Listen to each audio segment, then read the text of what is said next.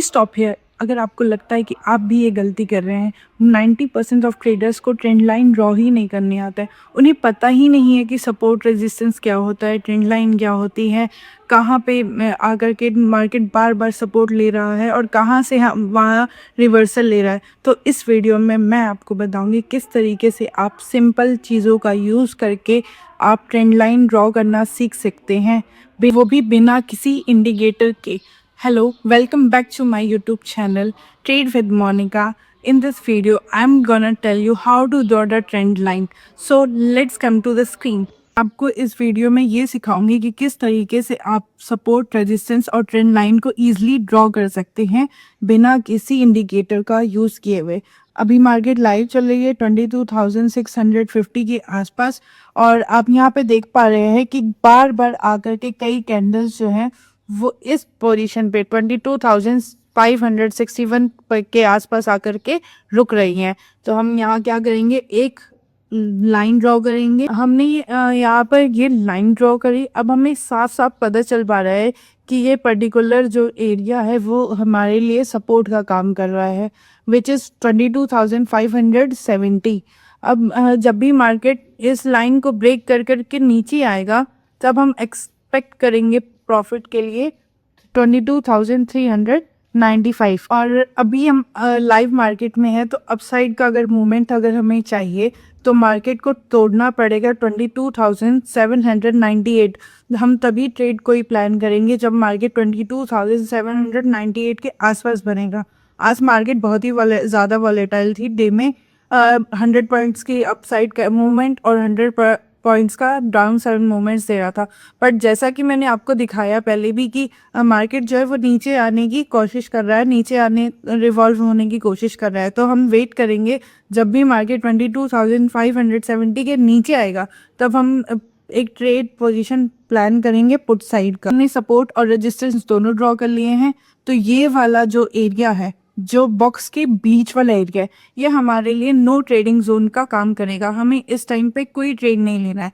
अगर आप ट्रेड का प्लान करना भी चाहते हैं तो लाइन जो है नीचे 22,575 के अराउंड जब ये एक स्ट्रॉन्गर रेजिस्टेंस का काम वर्क करेगी तब हम जा कर के मान लेंगे।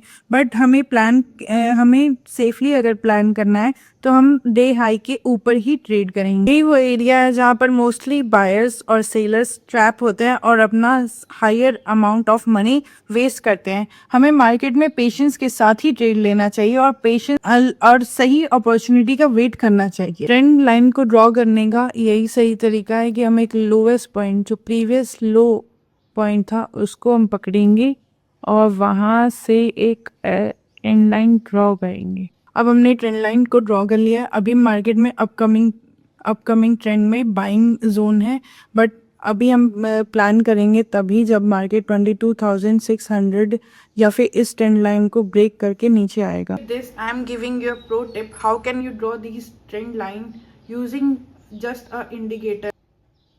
Yeah, you can use indicator. If you don't know how to draw support, resistance, how to draw the trend line, just use this pivot standard point.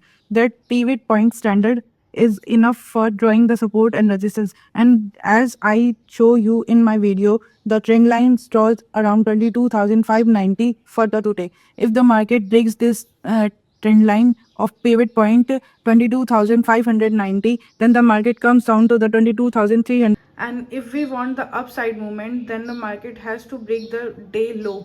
Market को अपना डे हाई को ब्रेक करना पड़ेगा, तभी जा कर के वो हम कोई भी अप ट्रेंड मूवमेंट को कैप्चर कर पाएंगे। अगर मार्केट अपना डे हाई तोड़ता है तो हम एक टारगेट एक्सपेक्ट करेंगे 22,936 का। As you can see, 22,936 is the first resistance that we are standing over the pivot point, and 22,936 is our next resistance. We trade for the next resistance if the market breaks the day high. The whole video I already tell you how to draw the support, resistance and trend line. Share me how you draw that support and resistance. मैं आपको trade करते हुए दिखाया कि किस तरीके से live market में आप सपोर्ट रेजिस्टेंस को ड्रॉ कर सकते हैं और अपने ट्रेड को प्लान कर सकते हैं प्रॉपर प्लानिंग के साथ। कोई भी ट्रेड विदाउट प्लानिंग वो एक गैम्बलिंग का पार्ट है, इससे सिर्फ आप मनी लॉस करेंगे, आपको कोई बेनिफिट नहीं होगा, आप सिर्फ और सिर्फ एट द एंड अपना पैसा गंवाएंगे। So share me your experience, what you use for I already share the tips and tricks in this video. Tell me what you use for your trend line and how you draw the support and resistance. Share me your experience with me. I also gonna be use that